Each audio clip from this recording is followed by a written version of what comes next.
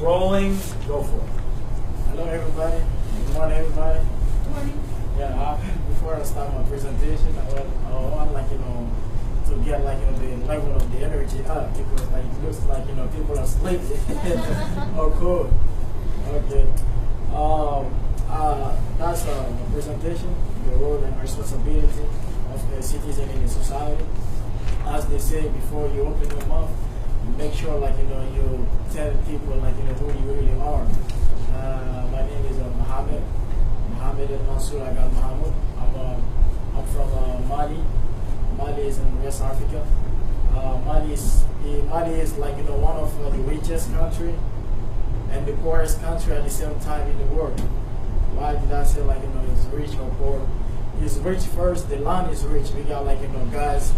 We got natural resources. We got gas. We got gold, and we export all this. But the people in my country are poor. The poverty in my country is the result of the succession or the presence of colonial power, and then corrupt government. That's the cause of the poverty in my country, because the colonial power, when they took over our country, they thought about anything except the well-being of we the people, and then we have corrupt government too, plus that, and still now we still have corruption back there, which is keeping the country backward, And then I would like to ask you, how many people thinks when things goes wrong inside the country, we have to hold the government and then our leaders accountable? Please raise your hand, please. Okay, 1, 2, 3, 4. We got a lot. How many people think when things goes wrong inside the country or in the society, we have to blame ourselves first? Raise your hand, please. Raise your hand. 1, 2, 3, 4. Okay. Okay, half and half. Okay. I would like to tell you a little bit about my story. Since I was a kid, I was raised in a poor family. My dad was the only one in his family to get a chance to get educated, to go to school. So he gave us the chance to not only us, to all the people he can, to send them to school. We used to live in extreme poverty, and then that was really some hard time. That's what got me, because I had a lot of dreams since I was a kid. I used to see always myself talking to people. I used to see myself having impact on people's life. I used to see myself helping people out, because I didn't get that. I didn't get that much. I didn't get the attention when I was a kid. So I decided when I was 20, to take action, and then to take action and then try to work on my dream. And then that's how I got involved in clubs and organization. This is a CEPS English Club, that's Center of English Language and Professional Studies. This was in Ghana. As I told you last time, that was the first place when I first learned the English language. And then I told you communication is the key of human beings' hearts. If you want people to like you, to love you, to have interest in what you do, you have to learn the language. That's how I went there to learn English. And then Rotary is a club too. It's an international organization which purpose is to have impact on your society, on people's life, and changing things in a positive way. And then IRS, that's the Information Resource Center at the U.S. Embassy in Mali. In my country, United States got an embassy that they open the door to students, and then they help them out to learn, they organize debate and discussion. And then we go there every Monday, and then we discuss about topics, and everybody brings brings their own idea and then like so that we can have like some solution about like the problem affecting our community or like in our society, and then to get ourselves educated. And then the last one is EPC. That's a club that when I went back home with like some friend, we helped like creating that club. It's an English practice club too. English practice club. We used to talk about discussion. We used to talk about the problem in our society, the problem like affecting the world, and then topic to get ourselves educated, to get ourselves aware about like the stuff which is happening around the world. So my point is education. Education, as Nelson Mandela said, education is the most powerful weapon that we can use to change the world. That's education is the key of everything. Like in French, they say l'éducation, la seule manière de briser le cercle infernal de la pauvreté, c'est d'être éduqué. That means in English, like the only way, like to overcome poverty is to get knowledge, is to feed your mind. And once like you have like a mind which is faded, and then you can like you know how to make the difference between what is good for you and what is not good for you, and then that can help you like to have an impact on people's life too.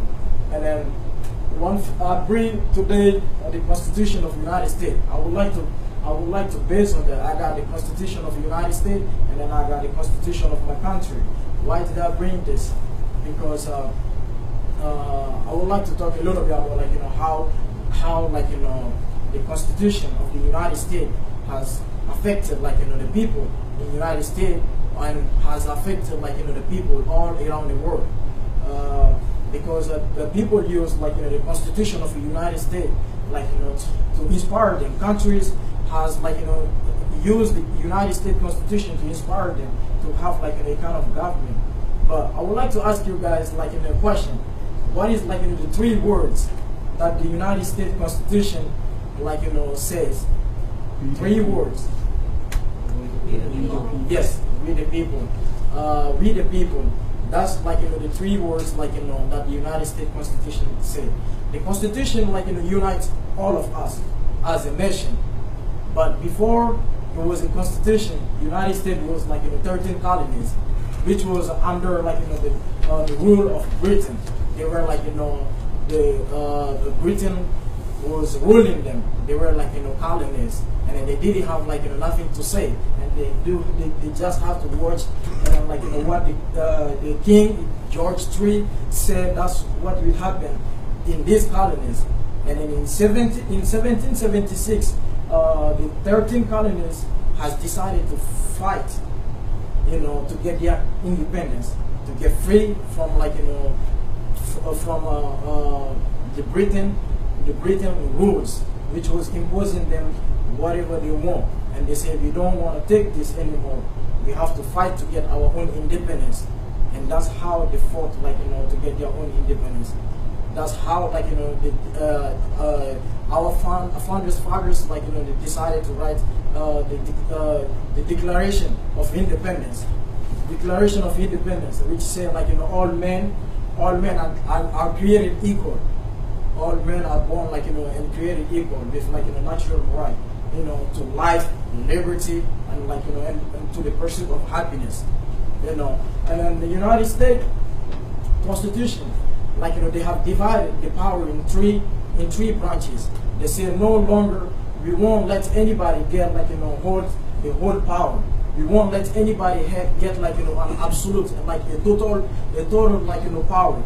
We would like to divided the power in 3 branches, which was like the Congress, the presidency, and then the judiciary.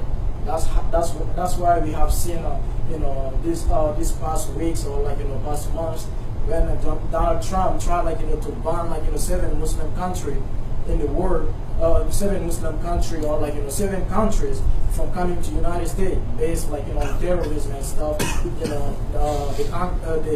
The judiciary blocked it. That's why they say like nobody will ever have again like a total like an absolute power. That was like a great thing. And then the other point that I have It's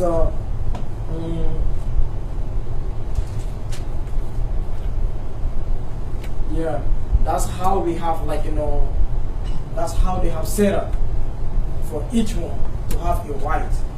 We all have rights, and then we all have rights which are every citizen has rights, and then that's your right. We all have right to freedom, the freedom to express yourself. You have the right to express yourself, to say everything, whatever you want, but you have to have, we have limit on it. So if we say whatever we want, I'm not saying go to insult or saying stuff to offend people. I'm not saying that. And then freedom to worship as you wish. That's the one thing I like about our United States. You have when you pray and nobody's coming to you and telling you you're not doing. Nobody's blaming your religion. You're free to worship.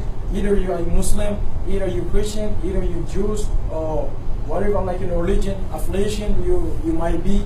You are free to practice your religion, and then they have the right to prompt and fair trial by jury. When you get involved, when you get in trouble, or you go to court, you try to have a fair judgment on you, and then they have the right to vote, in election for public officials. Yeah, you have the right to vote in election. It's a right because you have to vote because the country future depends on the people who vote. It depends on the citizens, and then everybody has to go and vote. Because if you don't go out to vote, you can't come back and complain again about somebody got complain against the person who has been elected. You can't complain about nothing, and you don't have even a word to say about the country problems. You have to go to vote. That's why after the election of Donald Trump, we have seen millions of people protesting. I ask myself, is all these millions of people protesting, did they all vote? If I know for sure, a lot of them didn't even vote. They were careless about it. So you have, if you don't vote, you will accept the choice of the people who will vote. So you have the right to run for elect office. We all can run for elected office. You can be a governor in your state. You can run for office. And then we have the freedom to pursue life, liberty, and the pursuit of happiness. You have that freedom too. So while we have a right, let's not forget, let's not forget that we all have responsibilities. While we hold our leaders accountable for our own rights, we have responsibilities too that we have to accomplish. Every citizen has responsibilities. Support and defend the Constitution. Stay informed of the issue affecting your community. That's why we have to watch the news every time. We have to get involved in in community. We have to get to know what is going on around us. That's really important because a lot of stuff might happen. If you don't know, it can affect you. If you sit down in your house that oh, I'm not affecting, this is not concerning me, one day it's gonna come to you. So that's why you have to get involved in it. Participate in a democratic process. Respect and obey federal state and local laws. Yeah, that's right. I have been so much in trouble with traffic and accident. I didn't sometimes I didn't respect the law. I've been involved in some accident, and my insurance is high right now. So we have to respect the law, and then if we don't know the law, we have to learn about the law too. So respect the right and belief and opinion of others. Practice in your participate in your local community. Pay income and other taxes honestly and on time to federal, state, and local authorities. Yeah, in my country they call them impôts. Vous devez payer vos impôts. This is in French. You have to pay taxes because the taxes, that's what takes care of the schools, build, like, take care of the people, the needy, and then serve on a jury when called upon, defend the country if the need should arise.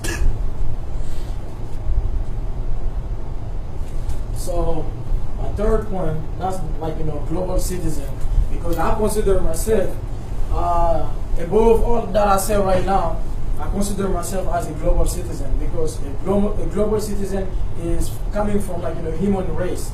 We don't care about, like, you're white or black, or, like, you're Arab, or you're, like, or like another race. We all are, like, human race. There is only one race which exists, that's the human race.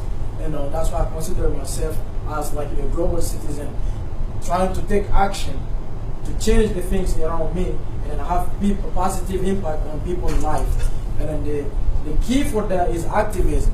We all have to be active. We have to be active, and then, like, change things around us, change, like, the way we see things, get ourselves educated, and have impact on people's life. We have a lot of clubs, and a lot of clubs or organizations who are, like, fighting hard around the world to help people. The Peace Corps that I have known, like, the Peace Corps when I was back home. These people, they volunteer their time, they volunteer, like, their life for the better life of, like, everybody around the world. They help people there. And then from everywhere. That's why I like, being called, like, a global citizen. Give blood. You have to give blood. You have to help people out. They need it. There are a lot of people in the hospital right now ready for, like, some people to give blood. Anytime you can give blood, I'm not saying, like, go give blood or save your blood. If you can do it for free, that's, like, very good. It's not going to take nothing from you, and then you're going to save lives too. And then Citizen Corps is the same. There are clubs too, and organization too, which helps, like, the well-being of people. So the environmental issues, we are all aware about, like, our neighborhood. We have to organize our neighborhood. We have to clean up. We have to clean up the toxic waste. One day I was going home, and then I was driving home, and then I came across a trash can was in the middle of the road, and then I stopped. I grabbed that trash can, and then I put it on the side, and then I just figured out at that time I was able to see it, but maybe, like, a old man or a old woman with, like, a low eyesight might not see it and hear it. That's why we have to care about, like, our society. We have to care about the things around us, and then be aware of the climate change. The climate change is real, and we can even notice it. Last year and the year before last year, the climate has really changed. Even last year, by this time, there were, like, snow everywhere. But right now, we're living, especially in Cleveland, we're living three seasons in one day. You're gonna see the sun, it's gonna rain, it's gonna snow. So that's a really problem. That means that, like, we have to get aware of the climate change. It's destroying things,